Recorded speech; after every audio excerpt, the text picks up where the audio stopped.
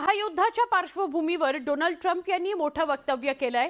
Trump यांनी Ali Khomein यांच्यावर हजारो लोकांच्या मृत्यूला जबाबदार असल्याचा आरोप केलाय। तसंच ट्रम्प यांनी खोमेनींना दहशतवाद्यांचे प्रमुख प्रायोजक ठरवलेलं आहे। इराण विरोधातील कारवाई योग्यच असल्याचं सांगत कट्टरपंथी दहशतवाद संपवण्याकरता हे ऑपरेशन गरजेचं होतं असंही ट्रम्प यांनी म्हटलंय। तसंच अमेरिकन सैन्याचं कौतुक करत जगातील सगळ्यात शक्तिशाली सेना असल्याचा दावा ट्रम्प यांनी केलेला आहे। स्वतःच्याच सेनेचं कौतुक अमेरिकन राष्ट्राध्यक्ष डोनाल्ड ट्रम्प यांनी केलेलं आहे।